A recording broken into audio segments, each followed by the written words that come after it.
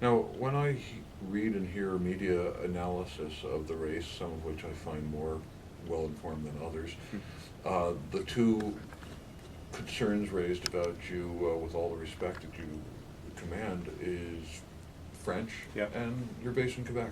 yeah, yeah. Talk about both of those things. Sure. Well, French is something I've been improving on. I understand French well, and I speak okay in speeches and be able to respond.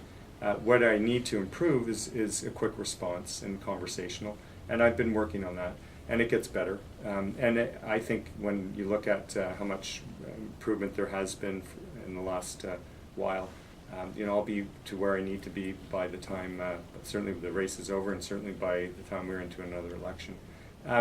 With regards to the base in Quebec, I have a benefit of having grown up just across the river from Quebec, Sure. having spent summers as a kid in Quebec, but also having a mother who was born and raised there.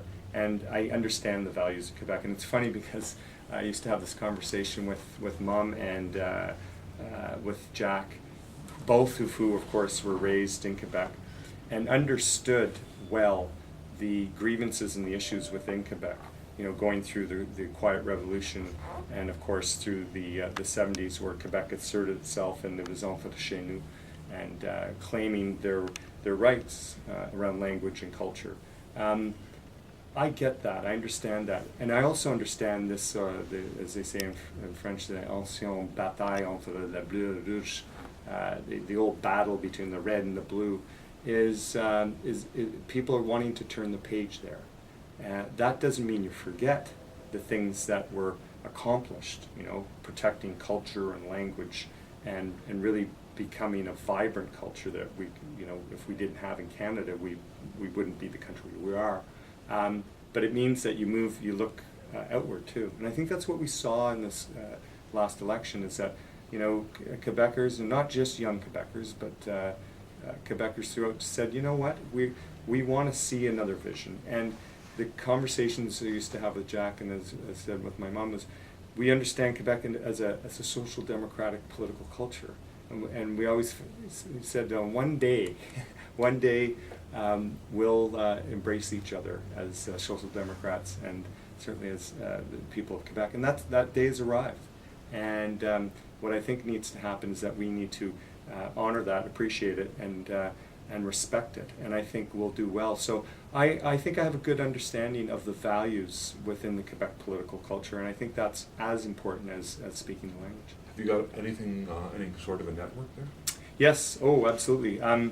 It's a grassroots network. I've done a lot of work over the years as a foreign affairs critic with the university, civil society, around issues around the Congo, for instance, the Great Lakes region, some of the conflicts that are happening that people are frankly ignoring right now. Also in development in that area, but also with friends who I know very well who live in Montreal and who are in the arts community. And some just basic friends I've had growing up here, and knowing Quebecers. So I've got a very good grassroots network of friends there, and we'll have organizers there as well, obviously, and it's very important. And in Quebec, by the way, it's and this has been reported, but it's important to underline, there's a huge opportunity to grow the membership there. And they voted for us in droves, but they're not necessarily members, so we have an opportunity to sign up a lot of new members in Quebec and strengthen that relationship. I know you're busy. I can't take a lot of your time, but I'll ask you one question before we go. Sure. Millions of words have been written and said about Jack. Yeah.